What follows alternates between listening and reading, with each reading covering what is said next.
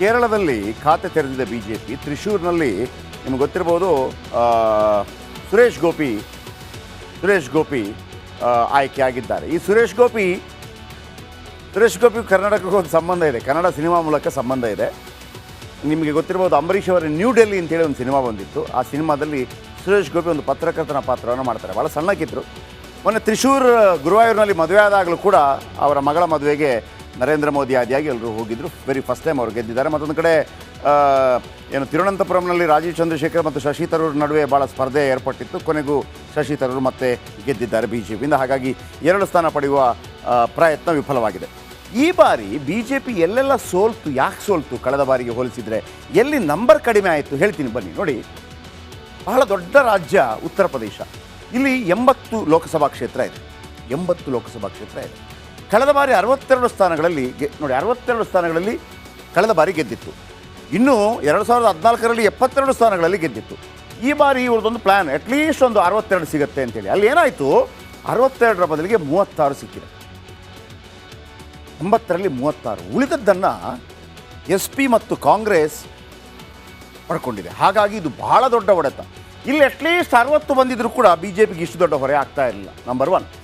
ಎರಡನೇದು ಮಹಾರಾಷ್ಟ್ರದಲ್ಲಿ ಒಟ್ಟು 48. ಕಳೆದ ಬಾರಿ ಮಹಾರಾಷ್ಟ್ರದಲ್ಲಿ ಬಿಜೆಪಿ ಮತ್ತು ಶಿವಸೇನಾ, ಅಂದರೆ ಬೇರೆ ಬೇರೆ ಆಗಿದೆಯಲ್ಲ, ಆ ಶಿವಸೇನೆ ಅಲ್ಲ, ಒಟ್ಟಾಗಿದ್ದ ಶಿವಸೇನಾ ಜೊತೆಯಾಗಿ ಸ್ಪರ್ಧೆ ಮಾಡಿ ಇಬ್ಬರು ಸೇರಿ 38 ಸ್ಥಾನ ಗಳಿಸಿದರು. ಈ ಬಾರಿ 20 ಕಡಿಮೆ ಆಗಿದೆ. ಎಷ್ಟು ಕಡಿಮೆ ಆಯಿತು? 40, ಇಲ್ಲೊಂದು 20, 60 ಕಡಿಮೆ ಆಯಿತು. ನೆಕ್ಸ್ಟ್ ಬರ್ತೀನಿ, ಕರ್ನಾಟಕ. ನೋಡಿ, ಕರ್ನಾಟಕ ಕಳೆದ ಬಾರಿ 28ರಲ್ಲಿ 25 ಗೆದ್ದಿತ್ತು, ಮತ್ತೆ 6 ಕಡಿಮೆ ಆಯಿತು, 19 ಮಾತ್ರ. ಆ್ಯಂಡ್ ಪಶ್ಚಿಮ ಬಂಗಾಳ ನೋಡಿ, ಕಳೆದ ಬಾರಿ ಪಶ್ಚಿಮ ಬಂಗಾಳದಲ್ಲಿ 42ರ ಪೈಕಿ 18 ಗೆದ್ದಿತ್ತು. ಈ ಬಾರಿ ನಂಬರ್ 1 ಪಾರ್ಟಿಯಾಗಿ ಹೊರಹೊಮ್ಮತ್ತೆ ಅಂತಿತ್ತು, ಮತ್ತೆ 6 ಕಡಿಮೆ ಆಗಿದೆ, 12 ಆಯಿತು.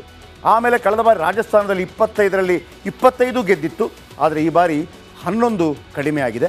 ಅಲ್ಲಿ ನಿಮಗೆ ಇಲ್ಲೇ ಒಂದು 30 ಸ್ಥಾನ. ಸೊ ಇಲ್ಲಿ ಈ ಪ್ರಾಬ್ಲಮ್ ದೊಡ್ಡ ಮಟ್ಟದಲ್ಲಾಗಿದ್ದು. ಆ ನಂತರ ತಮಿಳ್ನಾಡಲ್ಲಿ ಕಳೆದ ಬಾರಿ ಕೂಡ ಏನು ಗೆದ್ದಿರಲಿಲ್ಲ, 39-0-0. ಹರಿಯಾಣದಲ್ಲಿ ಕಳೆದ ಬಾರಿ 10 ಗೆದ್ದಿತ್ತು, ಈ ಬಾರಿ 5 ಕಡಿಮೆ ಆಗಿದೆ. ಅಂದರೆ ಕಳೆದ ಬಾರಿ 148 ಗೆದ್ದಲ್ಲಿ 272 ಕ್ಷೇತ್ರದಲ್ಲಿ 148ರಲ್ಲಿ ಬಿಜೆಪಿ ಗೆದ್ದಿತ್ತು ಈ ರಾಜ್ಯಗಳ ಪೈಕಿ. ಈ ಬಾರಿ 95 ಮಾತ್ರ ಗೆದ್ದಿರೋದು. ಅಂದರೆ 48 ಪ್ಲಸ್ 53 ನೋಡಿ, 53 ಕಡಿಮೆ ಆಗಿದೆ. ಅಲ್ಲಿ 53 ಕಡಿಮೆ ಆಗಿದೆ. ಓಕೆ, ಇನ್ನು ಈ ಬಾರಿಯ ಲೋಕಸಮರದಲ್ಲಿ ಕಾಂಗ್ರೆಸ್ ಮತ್ತು ಬಿಜೆಪಿ ಸಮಬಲದ ಹೋರಾಟ ಮಾಡಿದೆ. ಎಲ್ಲ ಎಕ್ಸಿಟ್ ಪೋಲ್ ಸಮೀಕ್ಷೆ ಉಲ್ಟಾ ಆಗಿದ್ದು, ಕಾಂಗ್ರೆಸ್ ಕೂಟ ಗೇನ್ ಆಗಲು ಬಿಜೆಪಿ ಮಕ್ಕಾಡೆ ಮಲಗಲು ಕಾರಣ ಏನು? ಬನ್ನಿ ನೋಡೋಣ.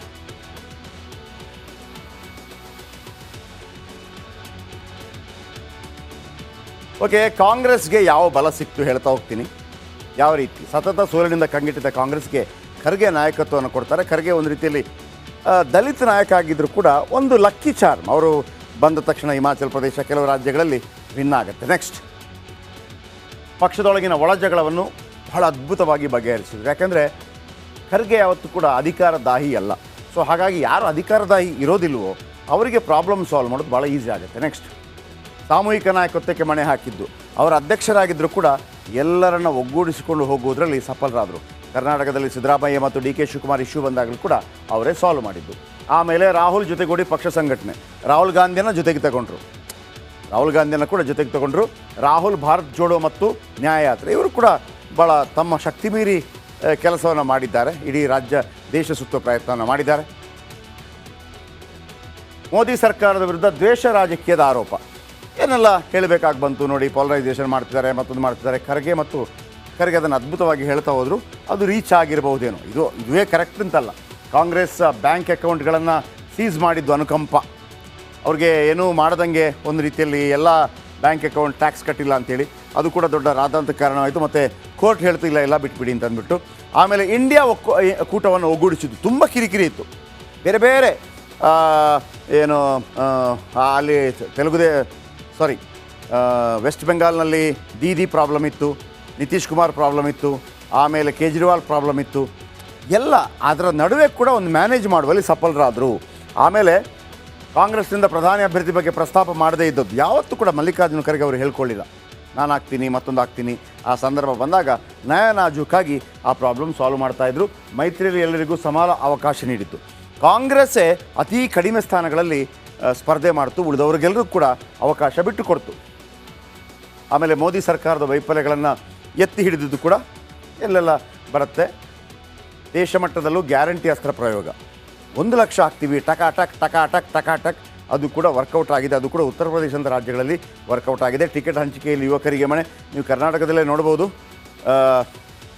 ಸೇಮ್ ನಾಯಕರಾಗಿರ್ಬೋದು, ಆದರೆ ನಾಯಕರ ಮಕ್ಕಳಿಗೆ ಜಾಸ್ತಿ ಮಣೆ ಹಾಕಿದ್ದಾರೆ. ಅಂದರೆ ಯುವಕರಿಗೆ, ಮಹಿಳಾ ಮತ್ತು ಯುವ ಮತದಾರರನ್ನು ಸೆಳೆದಿದ್ದು. ಗ್ಯಾರಂಟಿ ಯೋಜನೆಯ ಲಾಭ ಮಹಿಳೆಯರಿಗೆ ಸಿಗುವ ಹಾಗೆ ಮಾಡಿದ್ದು, ಅದು ಲಾಭ ಆಗಿದೆ. ರಾಹುಲ್ 2 ಕಡೆ ಸ್ಪರ್ಧೆ ಮಾಡಿದ್ದು ಪಕ್ಷಕ್ಕೆ ಪ್ಲಸ್ ಆಗಿದೆ ಅಂತ ಅವರು ಅಂದ್ಕೊಂಡಿದ್ದಾರೆ. ನೋಡೋಣ, ಅದೊಂದು ಕಾರಣ ಆಗಿರ್ಬೋದು. ಚುನಾವಣೆಗೆ ಸ್ಪರ್ಧಿಸದೆ ಮುಂದಾಳತ್ವ ವಹಿಸಿದ ಪ್ರಿಯಾಂಕಾ ಗಾಂಧಿ ವಾದ್ರಾ ಮುಂದಾಳತ್ವ ವಹಿಸಿದ್ದಾರೆ, ಎಲ್ಲ ಕಡೆ ಪ್ರಚಾರ ಮಾಡ್ತಾರೆ.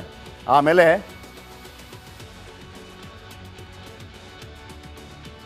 ಇನ್ನು BJP ಸೋಲಿಗೆ ಏನು ಕಾರಣ ಅಂತ, ಕಾಂಗ್ರೆಸ್ ಜಾಸ್ತಿ ಆಗೋದಕ್ಕೆ ಇದು ಕಾರಣ, ಆದರೆ BJP ಸೋಲಿಗೆ ಕಾರಣ ಪ್ರಧಾನಿ ಮೋದಿ ಮೇಲಿನ ಅತಿಯಾದ ನಂಬಿಕೆ. ಎಲ್ಲ BJP ಅವ್ರಿಗೆ ಹೆಂಗಿತ್ತು ಅಂದರೆ, ಮೋದಿ ಬಂದು ಹೋದರೆ ಸಾಕ ಗೆಲ್ತೀವಿ, ಆದರೆ ಅದು ಕೈ ಕೊಟ್ಟಿದೆ. ಆಮೇಲೆ ಟಿಕೆಟ್ ಹಂಚಿಕೆಯಲ್ಲಿ ಮಾಡಿಕೊಂಡ ಮಹಾ ಎಡವಟ್ಟು. ಕೆಲವರಿಗೆಲ್ಲ ಟಿಕೆಟ್ ಹೆಂಗೆಲ್ಲ ಕೊಟ್ಟುಬಿಟ್ರು, ಯಾರ್ಯಾರಿಗೆಲ್ಲ. ಈಗ ಫಾರ್ ಎಕ್ಸಾಂಪಲ್ ಒಂದಿರುತ್ತಲ್ಲ ಭಾವನಾತ್ಮಕವಾಗಿ, ಈಗ ಈಶ್ವರಪ್ಪ ಅವರೇನೋ ಅಲ್ಲಿ ಇಡಗಂಟು ಕಳ್ಕೊಂಡಿರ್ಬೋದು, ಅಥವಾ ಪ್ರತಾಪ್ ಸಿಂಹ, ಇಲ್ಲೆಲ್ಲ ಏನಾಗುತ್ತೆ, ಕೆಲವರಿಗೆಲ್ಲ ಒಂದು ನೋವಾಗಿದೆ. ಇನ್ನು ಪ್ರಾದೇಶಿಕ ಪಕ್ಷಗಳ ಪ್ರಾಬಲ್ಯ BJPಗೆ ಹಿನ್ನಡೆ. ಎಲ್ಲ ಕಡೆ ಆಯಾಯ ಪಕ್ಷಗಳು ಸ್ಟ್ರಾಂಗ್ ಇದೆ.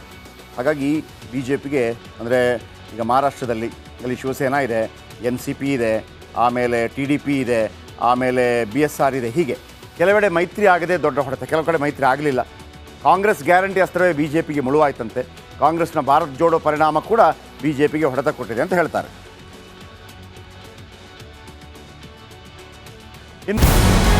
ನಮಸ್ಕಾರ, ಕರ್ನಾಟಕ ಪ್ರೈಮ್ ಟೈಮ್ಗೆ ಸ್ವಾಗತ. ನಾನು ಜಯಪ್ರಕಾಶ್ ಶೆಟ್ಟಿ. ಇಡೀ ಕರುನಾಡು ಇವತ್ತು ರೆಬೆಲ್ ಆಗಿ ನಿಂತಿದೆ. ಈ ಹಗರಣಗಳನ್ನು ಸದನದಲ್ಲಿ ಪ್ರಸ್ತಾಪ ಮಾಡಲು ಕೂಡ ಕಾಂಗ್ರೆಸ್ ಹಿಂದೇಟು ಹಾಕಿದ್ದೇಕೆ? ನಿಮ್ಗೆ ಸಂಬಳ ಅದಕ್ಕೆ, ನಿಮಗೆ ವಾಹನ ಅದಕ್ಕೆ, ನಿಮಗೆ ವೆಪನ್ ಅದಕ್ಕೆ, ನೀವು ಅದನ್ನು ಸೆರೆ ಹಿಡಿಬೇಕಾಗಿತ್ತು. ನೀವು ವಿದ್ಯುತ್ ಬರ ಇದೆ ಅಂತ ಹೇಳ್ತಾ ಇದ್ದೀರಿ, ಎಲ್ಲಿ ಬರ ಇದೆ ನೀವು ಹೇಳಬೇಕು. ಪಾಕಿಸ್ತಾನ್ ಆಕ್ಯುಪೈಡ್ ಕಾಶ್ಮೀರ್ ಅದು ಎಂದೆಂದಿಗೂ ನಮ್ಮದು.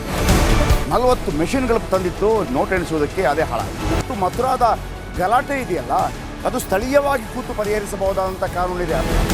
ಗ್ಯಾರಂಟಿ ಯೋಜನೆಯಿಂದ ನಷ್ಟ ಆಗಿದೆ, ಲಾಭ ಆಗಿದೆ, ದಯವಿಟ್ಟು ಹೇಳಿ. Dawood Ibrahim most wanted criminal ಯಾವಾಗಾದ ಅಂದರೆ, ಇಲ್ಲಿ ತನಕ ಭಾರತ ದೇಶದಲ್ಲಿ ಓರ್ವ ದಲಿತ ಪ್ರಧಾನಿಯಾದಂಥ ಇತಿಹಾಸವೇ ಇಲ್ಲ. ರಿಪಬ್ಲಿಕ್ ವರ್ಲ್ಡ್ ಆಪ್ ಇದು ಕೇವಲ ಅಪ್ಲಿಕೇಶನ್ ಅಲ್ಲ, ಸಮಗ್ರ ಸುದ್ದಿಗಳ ಸಂಪರ್ಕ ಮಾರ್ಗಕ್ಕೆ ಕ್ರಾಂತಿಕಾರಿ ಬದಲಾವಣೆ. ರಿಪಬ್ಲಿಕ್ ವರ್ಲ್ಡ್ ಆಪ್ ಕೇವಲ ಸುದ್ದಿ ಅಪ್ಲಿಕೇಶನ್ ಅನ್ನ ಪರಿಚಯ ಮಾಡ್ತಾ ಇಲ್ಲ, ಬದಲಾಗಿ ಡಿಜಿಟಲ್ ಸುದ್ದಿ ಬಳಕೆಯ ಹೊಸ ಯುಗಕ್ಕೆ ನಾಂದಿ ಹಾಡ್ತಾ ಇದೆ. ಇದೊಂದು ಬ್ರೇಕಿಂಗ್ ನ್ಯೂಸ್, ಪ್ರಭಾವಶಾಲಿ ಕಾರ್ಯಕ್ರಮಗಳಿಗೆ ಗಟ್ಟಿಯಾದ ವೇದಿಕೆ. ರಿಪಬ್ಲಿಕ್ ವರ್ಲ್ಡ್ ಅಪ್ಲಿಕೇಶನ್ ಈಗ ಲೈವ್ ಆಗಿದೆ. ಗೂಗಲ್ ಪ್ಲೇ ಸ್ಟೋರ್ ಮತ್ತು ಆಪಲ್ ಆಪ್ ಸ್ಟೋರ್ ಎರಡರಲ್ಲೂ ಲಭ್ಯವಿದೆ. ಈಗಲೇ ಡೌನ್ಲೋಡ್ ಮಾಡಿ.